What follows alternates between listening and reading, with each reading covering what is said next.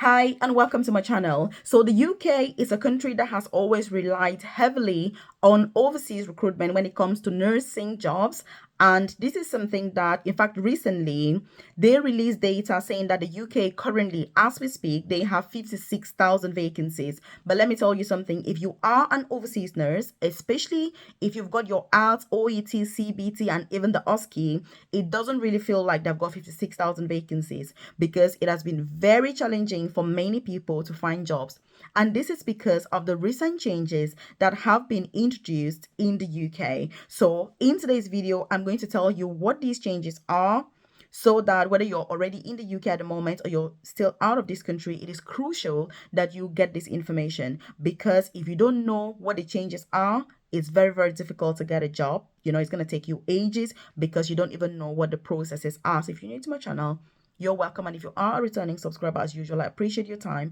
I would like you to leave a comment in the comment section below and say, Melvis, I will implement this, because implementation is key. Implementation is what is going to take you to the next step of your journey. And if you're not aware, I also have a free newsletter. I've dropped a link in the comment section below. You can contact me there. It's got my WhatsApp number, my email address. The newsletter means that I send information directly to your inbox. It won't take you 20 seconds to join. You drop your name and email and you're part of it, so that when those changes happen, when new opportunities occur, whether to move to the UK or for career progression, then I send that directly to your inbox. So check the comment section below and make sure that you do join, or contact me directly if you want to talk about your specific circumstances. Because YouTube is all good and fine for generic information, but guess what? Getting that tailored guidance, getting that one-to-one support, talking to somebody about your specific circumstances is something that is mind-blowing, it's life-changing, and it's career-changing. So you need to make sure that you're not just taking superficial advice on YouTube, but you're getting advice about your circumstances. So what is really going on? There's been lots of changes in recent times when it comes to UK overseas recruitment. One thing I'm going to say is there's a lot about the red list countries as well as the green list countries, and they've even got amber list countries. So I would like you to drop a comment in the comment section below. Which country are you watching from? And it will let me know, are you from an amber list country, a red list country, or a green list country? Because it helps me to tailor the information that I'm providing so that it's helpful and it's more relevant for you. Because depending on where you're from and what your circumstances are, there are going to be different pathways that you're eligible for and that you can apply for. So one of these changes also is that the NMC now has pathways where even if you don't have the required grade for IELTS or OET, you can still work in the UK as a registered nurse. This is something that is amazing. It's massive.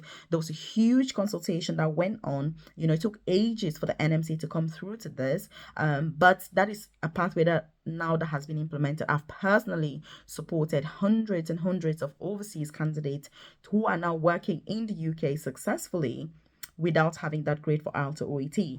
And if you're not aware, by the way, I am a nurse myself. I started my UK journey as a carer, then I studied nursing. I've got a master's in mentorship in nursing. I also have a master's in advanced, clinical practice. So I now work as an advanced nurse practitioner, which is the most senior clinical nursing job in the profession. So I'm very passionate about these processes because I've gone through all of this.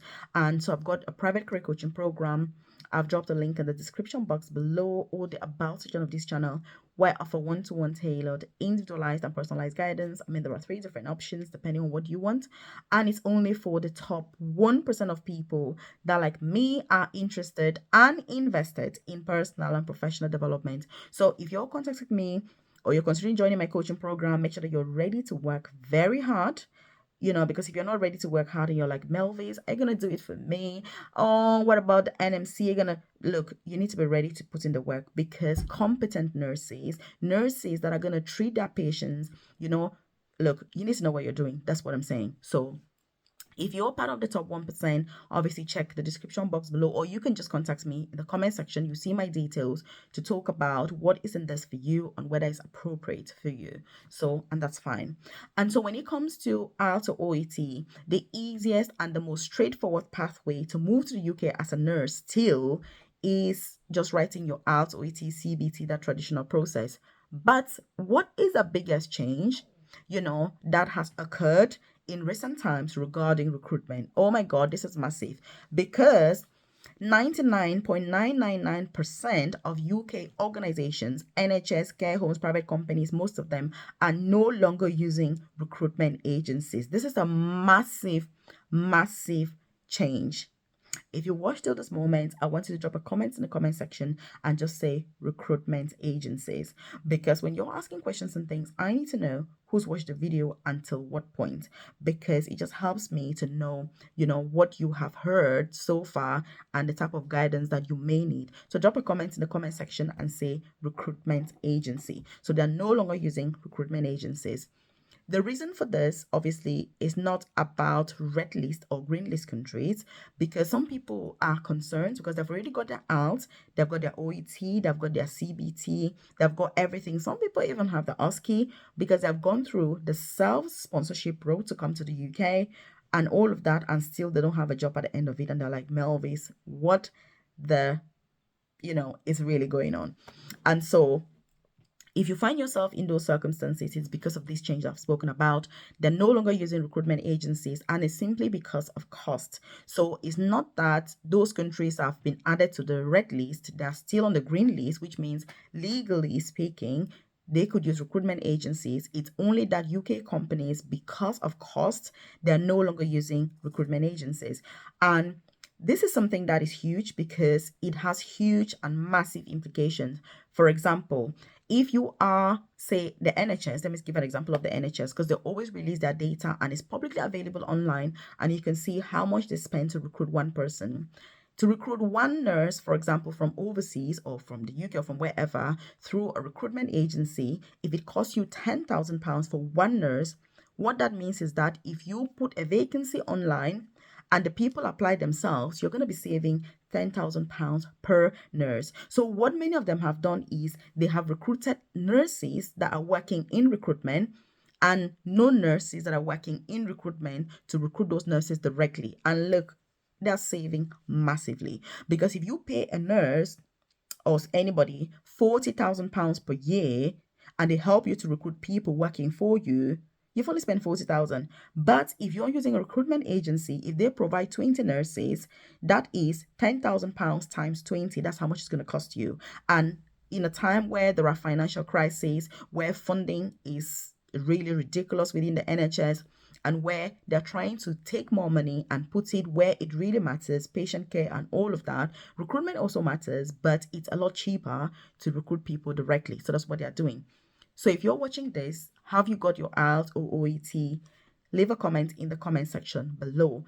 Have you got your IELTS or OET or CBT? How far are you with the process? And I can also give you advice on what you can do from here going forward to be able to get to that next step, because it is a massive challenge for many people that are from green list countries and they are very comfortable. They're used to the fact that I do my IELTS, I do my OET, I do my CBT, an agency comes over to me, they recruit me, I get an interview slot and I move to the UK. That has changed. That's what I'm saying. Which means that how do you therefore apply? And by the way, if you know anybody that can benefit from this video, please do me a favor and share with them. Encourage them to apply so that they can, achieve their goal of moving to the UK. Because when you move to the UK, especially if you come here and take advantage of the opportunities that are here for career progression, let me tell you, it's going to be the best decision that you've ever made. But if you come here and you don't progress, you don't do anything else, you're not changing employers, it's going to be very hard. Or let me say, it can be very tough. So it's about flexibility. You need to be flexible. And so how can you therefore apply directly if you're in any of these circumstances? By the way, what this means is that if you're from a green list country or red list country or amber list country, there's no difference now. Everybody is the same. And you cannot use an agent to apply, because this is how it is. You cannot use an agency to apply at this point in time because they're not using agencies anymore. And that's why initially agencies used to support people with the application process and all that. But the only reason they do that is because they're going to get a lot of money from the NHS or from the employer once you're recruited. But now that the agencies, the NHS or the companies are no longer using agencies. The agencies are no longer supporting the candidates, obviously. So candidates have now been left stranded. They don't know how to apply. They are not sure what the process is like and all of that. So by the way, I've done extensively detailed videos on here about all of this. If you want more information about how to apply, details and all of that, I'm happy to share more, information about that. I've also got loads of videos here that I've already shared about these processes, but it takes a lot of time. Let me tell you, it takes a lot of time and a lot of patience to go through these processes, but that is the only way for you to get a job in the UK at this point in time, because that's the process that they're following, and it's been very effective. Many NHS hospitals have actually released data saying that they have saved millions. One NHS hospital released data recently saying that they've saved about £70 million by stopping the use of recruitment agencies as well as agency nurses. So, again, this is something that you can argue whether it's a good thing or a bad thing, but the thing is that it is working for many of those NHS hospitals that have stopped using agencies because they are saving a lot of money, and guess what? They're still able to recruit. The only disadvantage for this is that for the candidate, it is a lot more competitive to get a job because your application needs to be so good. Imagine that if one vacancy now for nursing is getting like 1,000 applications, if they need, I don't know, 500 people, because the numbers are quite high that they need as well, but it's just that your application needs to be good, it needs to be up to standards, because again, as a nurse, the expectations are very, very high, because you're a qualified nurse. You're not coming to the UK as a nursing student, you're coming as somebody who is already a nurse. So you need to be able to articulate your value beautifully, because there are lots of applications to go through. And so that's the disadvantage for the candidates, but for the employers, it's been amazing because they have saved a lot of money and they're still able to recruit the staff that they need by simply putting out vacancies online on their website directly. What this means is, if you want to apply for nursing jobs in a nursing home, you need to find the nursing homes that are recruiting, and the vacancies are publicly available online. So the problem is not about the vacancies, it's about how do you apply thoroughly, professionally, and in a way that meets the standards and requirements and puts you ahead of the game. That's what is the challenge. So NHS as well, all their vacancies are on their website directly. So if you're somebody who wants NHS, then you need to apply directly on their website. Like I've said, if you want care homes, they're recruiting directly, on their website. Again, which websites, by the way, have you been using to apply for UK jobs? I would like you to leave that in the comment section below so that I can see, are you using the right websites? Are you using legit websites? Because many websites that have UK jobs saying that they're offering visa sponsorship are not legit, which means that you and I can just wake up, put information there to collect, personal information or personal details, when in real terms, we have no vacancies whatsoever. So you need to be very careful as a candidate, especially once you've got your IELTS, your OET, your CBT, OSCE, self-sponsorship, whichever pathway you're pursuing, to make sure that you are using the right channels in order for you to be successful. So this is a very important update. It's got nothing to do with red list, green list. Those countries are still on the green list. It's only that the UK has realized that if you recruit people directly, it actually costs you a lot less than using recruitment agencies. And that is why the recruitment business, when it comes to healthcare, many of the companies have literally just gone from earning hundreds of thousands of pounds per month to nothing, basically. So that has been a massive negative side on this, on these businesses. I have many friends that have been affected. I've got a very, very good friend of mine, she is an overseas nurse. She trained in India. Then she moved to the UK. She's currently working for the NHS as a matron. She has a very successful recruitment agency that she goes to India. She brings hundreds of nurses in the UK. Right now, I was talking to her the other day. She was like, Melvis, I've never seen anything like this.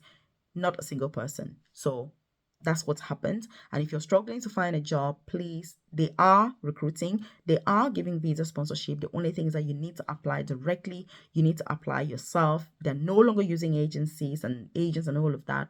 That is a process. So just learn how to apply. If you've got any questions, any concerns, drop that in the comment section below. I'm happy to provide more information. And I want you to leave a comment and say, Melvis, I watched this video till the end. Because when you're asking questions, I'll know that you listen to everything that I talked about. And so I'll see you in this video right here.